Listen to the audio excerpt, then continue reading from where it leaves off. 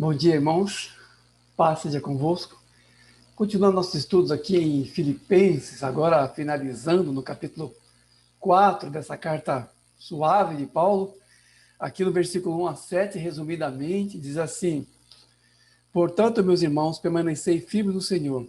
Rogo a Evódia e rogo a Sinti que pensem concordemente no Senhor. Alegrai-vos sempre no Senhor. Seja a vossa moderação conhecida de todos os homens. Não andeis ansiosos de coisa alguma. Sejam conhecidas diante de Deus as vossas petições. E a paz de Deus, que excede a todo o entendimento, guardará o vosso coração e a vossa mente em Cristo Jesus. Permanecei firme no Senhor, a primeira exortação aqui. E é sempre aquela exortação no sentido de perseverar, no sentido de revestir-se de Cristo, de lançar mão das armas espirituais, das armaduras que o Senhor já disponibilizou para nós, recursos que o Senhor já nos tem dado. A exortação é sempre para que se permaneça firme em tudo aquilo que se recebeu. Depois também uma exortação à unidade nesse mesmo período, Evódia e Sintique, esses nomes lindos aqui, para que sejam concordes no Senhor. Aqui não é exatamente assim uma questão de pensarem a mesma coisa, no sentido de ter opiniões semelhantes em relação a assuntos aleatórios, mas realmente que se evite todo tipo de contenda, todo tipo assim de arguição desnecessária ou que possa causar algum tipo de cisão no meio da igreja. Provavelmente essas duas aqui eram pessoas destacadas na igreja que poderiam de alguma maneira trazer uma cisão mesmo, uma divisão no meio da igreja por meio daquilo que elas não concordavam. E aqui provavelmente era uma coisa mais profunda, assim, uma cisão maior do que simplesmente não pensarem iguais da mesma forma em coisas banais, em coisas superficiais. Na verdade, é uma repetição aqui, ou uma aplicação a pessoas específicas da exortação que já aparece no capítulo 2, versículo 2, quando já lemos, em que deveríamos pensar e sentir a mesma coisa e ser unidos de alma. Então, Evódia e Sintique, que de alguma maneira estavam quebrando a unidade da igreja no modo como discordavam, ou em coisas em que discordavam. E depois, em seguida, de novo, a exortação sobre a alegria. Lembra lá no capítulo anterior, Paulo já tinha falado isso, alegrai-vos no Senhor, e aqui diz, alegrai-vos sempre no Senhor. Outra vez digo, alegrai-vos, porque ele já havia dito no capítulo anterior. Até achei que esse versículo estava em outra carta, mas está aqui no Filipenses também. É realmente uma coisa admirável, assim, pessoas que atingem patamares de maturidade no Senhor, em que louvam ao Senhor e agradecem ao Senhor em situações que geralmente não pedem de nós o mesmo tipo de louvor, o mesmo tipo de agradecimento. Eu diria que a média geral de nós não é capaz realmente de louvar ao Senhor em época de tristeza ou em situações assim de tensão. E, no entanto, nós vemos esse nível de maturidade em Paulo, também vemos em Davi, o Salmo 34, louvarei ao Senhor em todo o tempo, o seu louvor estará continuamente em minha boca, e várias coisas maravilhosas em termos do cuidado do Senhor que aparece no Salmo 34. E quando você vai para o título, você lê Salmo de Davi, que compôs depois de ter se fingido amalucado diante do rei de Laques, onde as pessoas começaram a dizer, esse aí não é Davi, que matou seus 10 milhares, e o rei ficou assim desconfiado, falou, opa. E Davi teve que se fingir de louco no meio deles ali, para poder não ser capturado.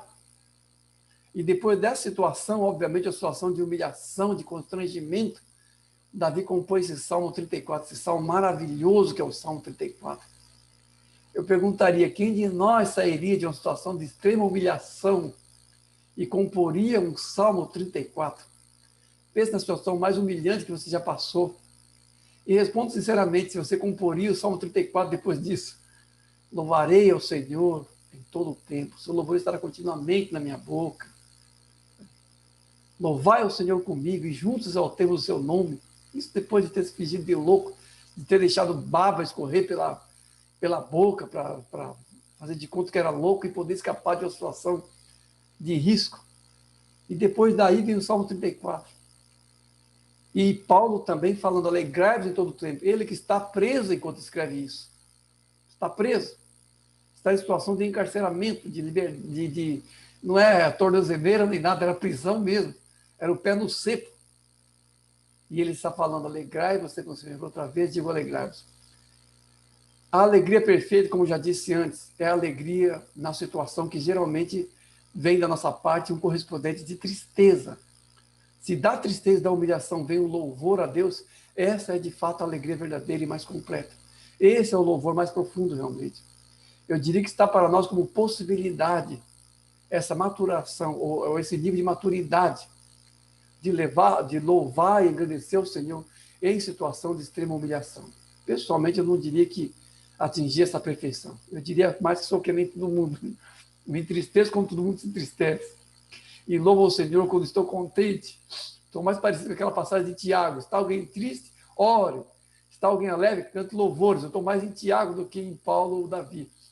Mas está para nós como possibilidade esse nível de maturidade. Eu diria até assim, pegando a mesma expressão aqui de Filipenses, esquecendo as coisas para trás, fique avançando para o que estão diante de mim. Eu estou nesse pé em relação a essa questão de louvar o Senhor em todo o tempo, em relação a esse nível de maturidade. Porque quando Paulo fala isso, como já comentamos no capítulo passado, no capítulo 3, Paulo fala de uma estatura, ele fala esquecer as coisas e avançar. Não uma perfeição, assim, no sentido mais completo de perfeição moral, mas em estatura de maturidade. Ele mesmo se acha caminho em relação a isso. E nós, ou eu, um pouco mais para trás de Paulo, persigo esse nível de louvor, de adoração em momentos de tristeza. Está para nós como possibilidade. E nós devemos, pelo menos, estar nos achando crescendo cada vez mais no Senhor em relação a isso. Andar de acordo com o que já alcançou, mas avançando para o que está diante de nós. O que ainda está diante de mim é esse louvor de Paulo, é essa alegria de Paulo e esse louvor de Davi. Mas eu prossigo para lá, e cada um de nós deve realmente estar sempre procurando crescer no Senhor para níveis cada vez maiores de maturidade, não nos acomodarmos naquele nível, naquele patamar mais comum da nossa adoração e da nossa alegria, mas reconhecer nossa própria estatura e desse ponto em diante procurarmos avançar sempre no Senhor. Depois diz assim, sei da vossa moderação conhecida de todos, né? Sei da vossa moderação conhecida de todos os homens. Por quê? Porque esse é o testemunho mais completo do Filho de Deus. A sua ponderação, a sua maturidade, a sua moderação, a sua reação equilibrada em relação a todas as coisas que ele vem de fora. A moderação aqui, no caso, não é ficar em cima do muro, não é neutralidade. A moderação aqui é o correspondente sábio e manso em relação às coisas que, na maioria das pessoas, causa tensões e tristeza e nervosismos.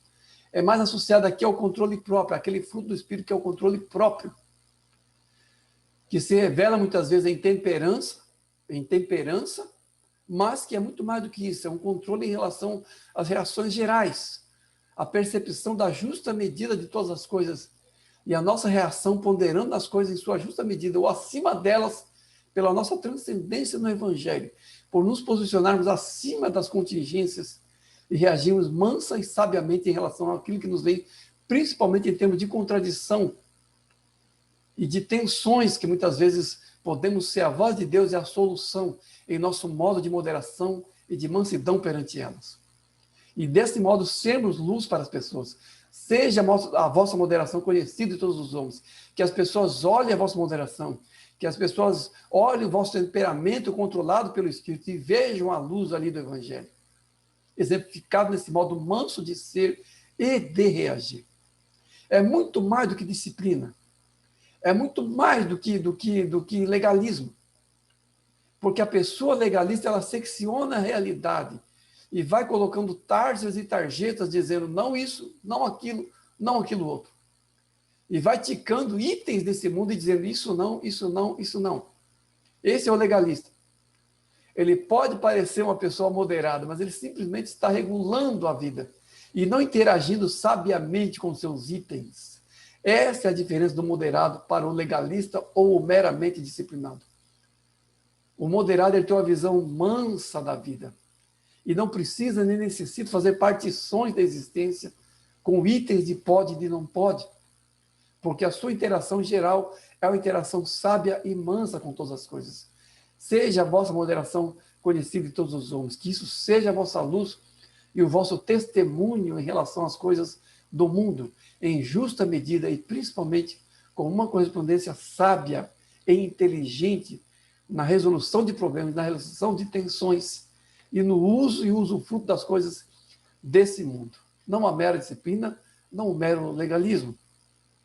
Depois diz, não andeis ansiosos de todas as coisas. O Salmo 84 é um salmo que fala do cuidado de Deus, do cuidado amoroso de Deus, que se dispensa a todas as criaturas e muito mais ainda a nós. O pardal encontrou casa e andorinha ninho para si. Eu encontrei teus altares, Senhor meu e Deus meu. Os altares do Senhor é o altar de acolhimento. É o que mais entendemos como lar, como aconchego. As asas do Senhor, na qual nos abrigamos debaixo. Como o Senhor disse lá, quantas vezes que reunir, como a galinha junta os pintinhos debaixo das suas asas. Essa é a vontade do Senhor.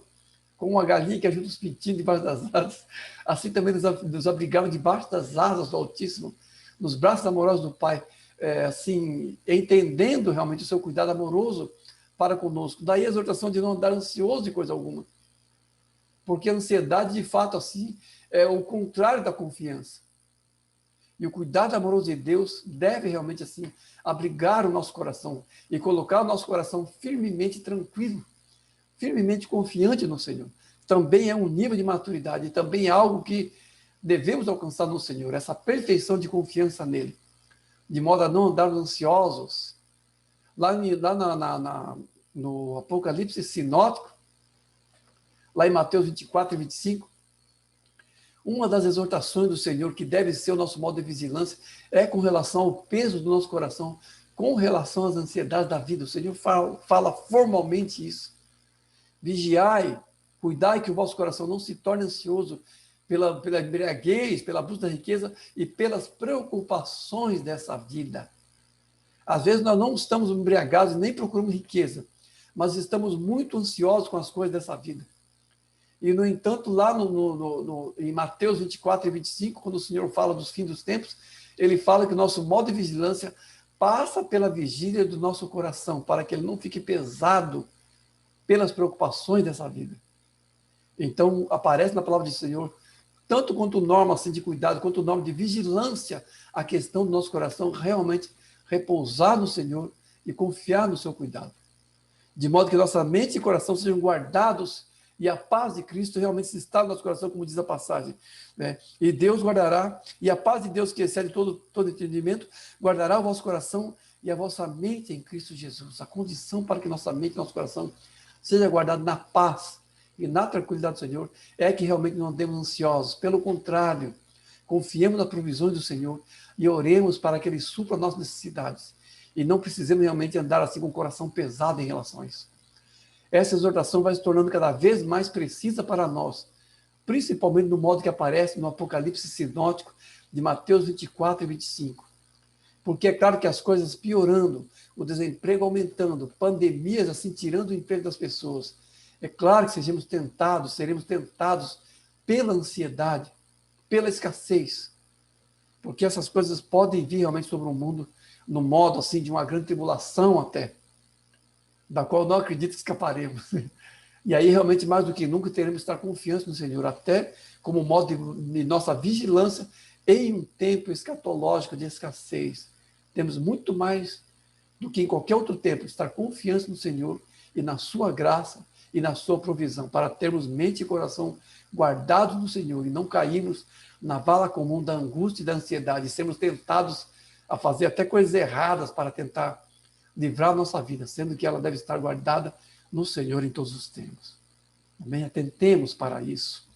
Depois aqui diz, finalmente, irmãos, tudo que é verdadeiro, tudo que é puro, de boa fama, isso ocupa o vosso pensamento. O que aprendesse e recebesse, isso praticais, e o Deus da paz será convosco. Que versículo 8 e 9, resumidamente, são apenas 2 versículos, mas com muitos itens. Então, resumir aqui. Tudo que é verdadeiro, tudo que é puro, tudo que é de boa fama, seja isso que ocupe o vosso pensamento. Tem um dito popular que diz assim que a mente vazia é a oficina de Satanás. Então nós devemos se ocupar nossa mente com as coisas do Evangelho. enchemos a nossa mente com as coisas do Evangelho, não com as baboseiras da internet, de TikTok, de Facebook, de Instagram, de tudo quanto é bobagem. Mas a nossa mente deve estar cheia de coisas do Evangelho.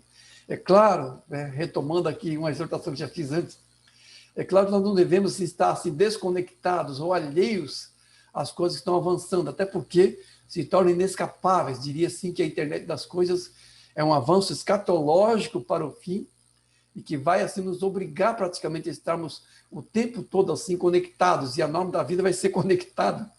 Isso vai vir sobre todos nós e é uma coisa assim conspiratória. Isso vai ser usado depois pelo homem do pecado, quando Deus se revelar. Mas o fato é que, de certa forma, isso torna-se cada vez mais assim necessário a pessoas que trabalham na internet, ou dependem da internet para o seu trabalho. Então não dá realmente para você simplesmente se evadir, fugir para as montanhas, como algumas pessoas advogam. Tem muita gente advogando isso, é bobagem. Mas realmente estamos vigilantes com relação àquilo que, a partir dessas coisas, nos venham como distração e possam realmente assim nos levar a um patamar de ansiedade. Isso nós devemos vigiar.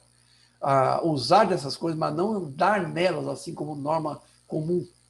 Estamos realmente vigilantes de distrações que nos vêm nesse sentido. Então, quero retomar aquela exortação anterior com relação às coisas da internet, dizendo isso, que nós podemos sim usar de todas as coisas, mas sermos matizados pela moderação, como falamos agora há pouco, um uso sábio das coisas do Evangelho. O que eu critico, no caso, é o excesso assim, de banalidade, e nós estamos fluindo muito em coisas banais que vão nos afastando de uma calma, de uma tranquilidade que devemos ter sempre presente no Senhor.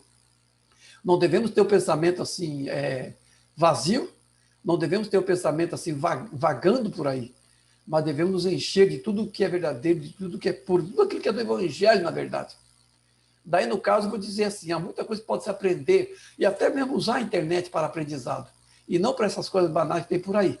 Nesse sentido, quero dizer, podemos praticar esse princípio bíblico usando a internet como fonte de aprendizado de coisas da palavra do Senhor. Tem esse conteúdo lá também. Não precisamos usar só banalidade. Precisamos sim usar aquilo que de bom está lá também. Como eu estou aqui agora, estou na internet nesse momento. Né? Então a mente deve ser renovada por essas coisas.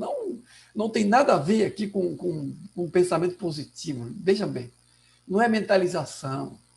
Mentalizar coisas boas, pensar coisas boas. Que nem lá, Seixoneie, vendo a treva, perecerá a treva. Vendo a luz, perecerá a luz. Não tem nada a ver com orientalismo isso aqui. Mas é realmente ocuparmos a mente das coisas do Senhor. E estarmos aplicando a nossa mente para aquilo que é o nosso aprendizado, para aquilo que é o nosso crescimento e entendimento da palavra de Deus. Guardar e santificar a nossa mente, para que a mente de Cristo amadureça em nós. Para que essa mente nossa, que muitas vezes tende a carne e a banalização, seja imbuída da mente de Cristo. Isso é um processo. Tá? Nós não pedimos assim e recebemos amanhã, mas temos realmente que estar assim, nos aplicando a esse aprendizado. É o que Paulo diz logo em seguida: tudo que aprendeis e recebeste de mim, isso praticai, e o Deus da paz será convosco. Tudo isso são aprendizados. Não há nada aqui que você dá um passo de fé e se apropria pela fé de uma maneira imediata. Não. Tudo isso é aprendizado. Tudo isso vai pressupor ou vai exigir de nós um desalojar de conteúdos da carne, para que aí sim as coisas da palavra de Deus e do Espírito venham ocupar esses lugares no campo da nossa mente e no campo das nossas percepções. Renovar a nossa mente é esse exercício de praticar a palavra de Deus e estar rejeitando as coisas que para trás ficam e avançando para as coisas que estão diante de nós, segundo a palavra de Deus, segundo a trajetória de nossa peregrinação. A nossa mente passa por esse processo de um desalojar e de um assimilar das coisas do alto. Esse é o nosso praticar, esse é aprender e receber do Senhor e crescer naquilo que o Senhor tem nos dado. A nossa dispensação é uma dispensação, segundo a parábola dos talentos, que exige de nós multiplicação das coisas recebidas. A prática e a multiplicação dos conteúdos recebidos. Esse é o modo distinto da nossa vida do Evangelho. E assim, Deus estará conosco, estará também, a paz do Senhor estará em nossa mente, em nosso coração, e ela mesma assegurará de nosso progresso no Evangelho nesse processo. Amém? Finalizando aqui, já indo lá para o final, já, versículo 10 a 23, bem resumidamente, né, são muitos versículos aqui resumidos, diz assim: alegrei-me sobremaneira no Senhor, porque renovaste a meu favor o vosso cuidado. Digo isso não por causa da pobreza, porque aprendi a viver contente em toda e qualquer situação. Tanto sei ser humilhado como ser exaltado, assim de abundância como de escassez, tudo posso naquele que me fortalece. Mas o que realmente me interessa é o fruto que aumente o vosso crédito. Recebi tudo e tenho abundância. O que me veio de vossa parte como aroma suave, como sacrifício aprazível a Deus. Aqui de novo aquela expressão de gratidão a Paulo, de Paulo aos filipenses pelo cuidado amoroso que ele recebeu enquanto estava encarcerado. E isso tendo em vista que há pessoas que se afastavam de Paulo pelo mesmo motivo. E os filipenses, pelo contrário, cuidaram de Paulo e foram amorosos com Paulo no momento que ele mais necessitava. Quem não precisa de amigos quando está em situação difícil? E é justamente nesse momento assim que o zelo e o amor de Deus se manifestam, quando você está em necessidade, quando você está realmente em situação de necessidade. E Paulo diz aqui que renovaram, ou ele está contente porque os filipenses renovaram o amor por Paulo nesse momento de necessidade, com ajuda e companheirismo específicos, de modo financeiro, de modo a estar realmente assim aconselhando a Paulo e falando com ele. E ele diz tudo isso não por causa da pobreza, porque é claro que ele estava ali em necessidade, e é claro que ele precisava da ajuda dos irmãos. Aqui a gente vê claramente que Paulo não era adepto da teologia da prosperidade. Ele fala claramente que aquele está em necessidade e recebe o cuidado amoroso dos filipenses nessa condição. E ele diz isso não por causa da pobreza. Por que não por causa da pobreza? Porque para Paulo a pobreza e a riqueza são questões irrelevantes perante o evangelho. Isso é muito importante entender.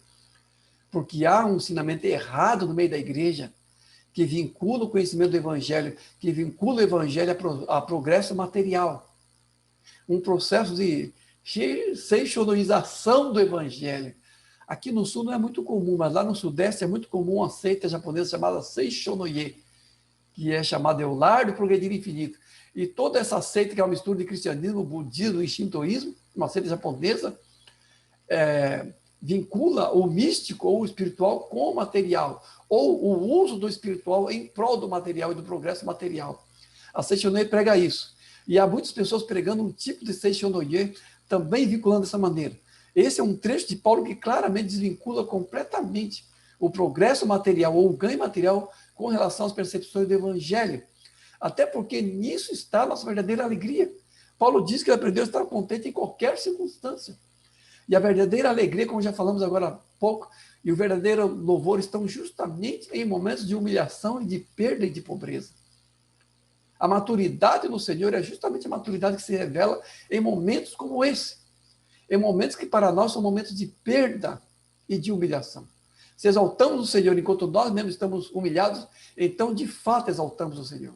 Se alegramos o Senhor em situações que comumente nos entristecem, então de fato a nossa alegria é perfeita no Senhor.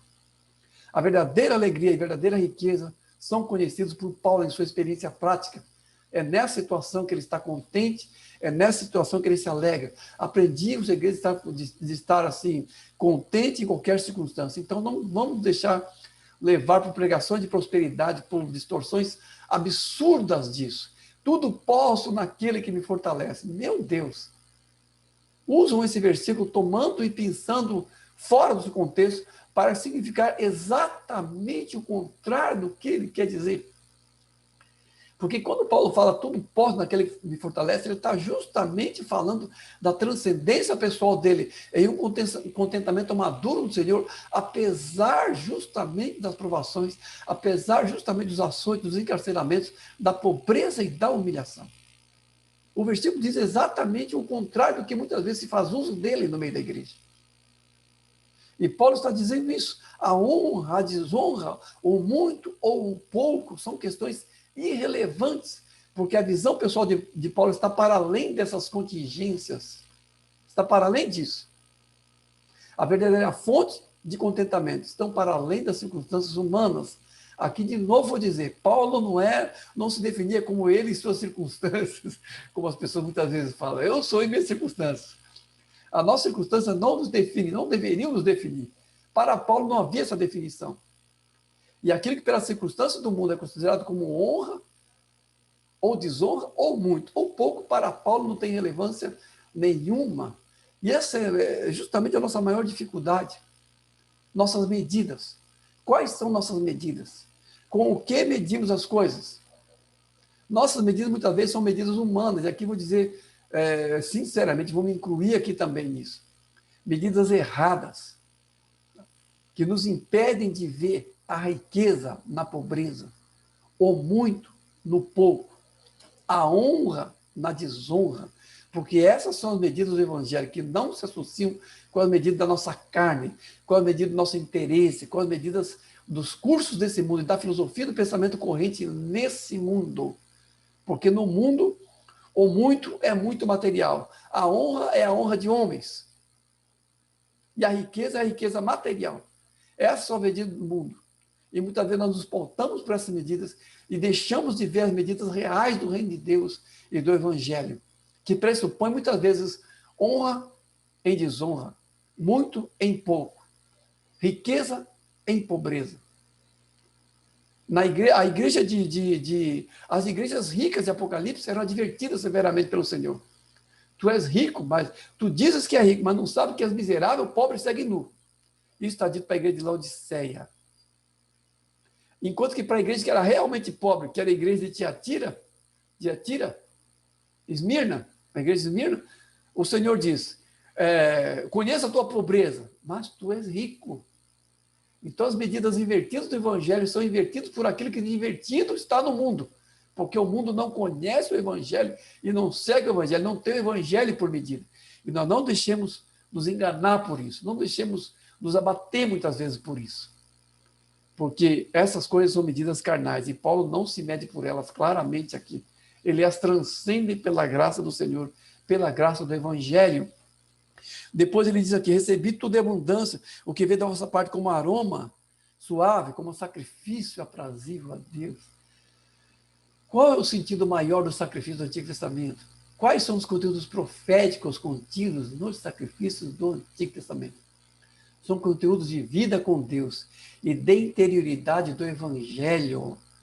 Há muitos cristãos assim que não fazem essa leitura, veem validade de coisas do Antigo Testamento em contexto do próprio Antigo Testamento, enquanto que tudo aquilo que é dito profeticamente no Antigo Testamento é pleno agora para nós. Há um termo maior e mais profundo de todas as Escrituras, que são transcendidas pelo entendimento maduro no Senhor e no Evangelho.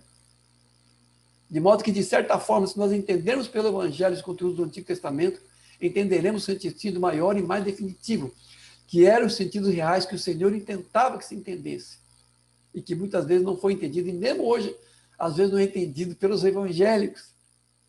Tá? O profético do louvor, né, e das atitudes estão compostas também do sacrifício do Antigo Testamento.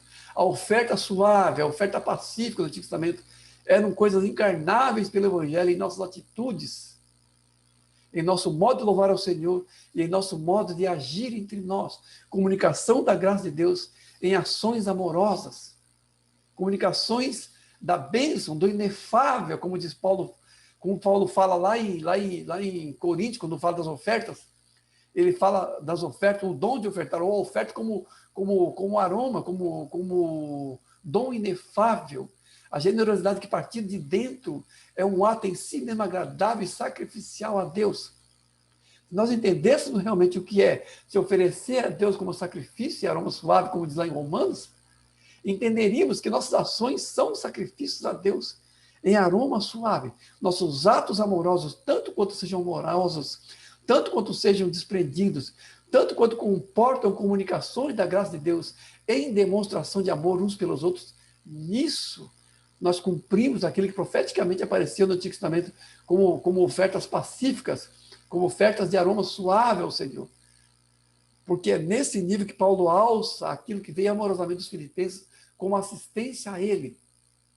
E aqui se fala de coisas materiais, porque às vezes nós tendemos assim, a espiritualizar as coisas e a não ver a graciosidade do evangelho em ofertar, em dizimar, em ajudar os irmãos materialmente. No entanto, tudo isso é um feixe só, porque toda a nossa vida é uma vida de adoração a Deus. A nossa vida é toda ela um só ato de adoração a Deus. Porque tudo que está no conteúdo de nossa vida, em atos amorosos, em amor, em misericórdia, em ternos afetos e compaixões, tudo isso sobe a Deus como aroma suave. Com quais sacrifícios Deus se agrada? Com quais sacrifícios Deus se agrada? As exortações maiores que existem sobre sacrifício lá no Antigo Testamento era justamente o esvaziamento de seus conteúdos internos, por uma feitura geralmente mecânica desse sacrifício, ritualística, que os esvaziava em seu sentido maior, e também, muitas vezes, por uma falta de acompanhamento de disposição interna que fosse amorosa e condizente com o nível daqueles sacrifícios. No Antigo Testamento não há nenhum tipo de mentalidade iconoclasta ou anarquista, que quer destituir aquilo que Deus instituiu como sagrado nos rituais. Não há essa desconstrução marxista no Antigo Testamento, que as pessoas tanto valorizam hoje em dia. O que há são exortações para que se entender o conteúdo interno das coisas e a verdadeira substância daquilo que mesmo externamente era feita para Deus, mas que deveria ser acompanhado por um espírito condizente. Agora, essa arqueadura externa dos sacrifícios foram superados. Mas aquilo que ele tinha de profética em sua interioridade subsiste até agora. Porque Paulo está falando justamente isso. Hebreus 3,16 diz: e não vos esqueçais da beneficência e da comunicação, porque com tais sacrifícios Deus se agrada. O que Hebreus 13,16 está falando aqui? Algo parecido com o que Paulo está manifestando como gratidão aqui em Colossenses, que é o sacrifício aprazível a Deus no modo da nossa beneficência uns com os outros e no modo da nossa comunicação de bens materiais uns com os outros. De maneira que o nosso modo mais profundo de comunhão como igreja são sacrifícios espirituais agradáveis a Deus. Assim como toda a nossa vida é já uma consagração a Deus, assim também nossos atos e nossas comunicações uns com os outros em coisas materiais feitas de modo amoroso também são sacrifícios espirituais agradáveis a Deus, assim como a nossa adoração e assim como tudo da nossa vida nele, no Senhor, como igreja e uns para com os outros, que aqui são coisas realizadas para o Senhor como aroma suave, mas feito para os irmãos em atos amorosos, de ternos afetos e de assistência de uns para com os outros. Assim somos corpos e assim adoramos ao Senhor verdadeiramente em toda a nossa vida. Amém? Deus abençoe os irmãos.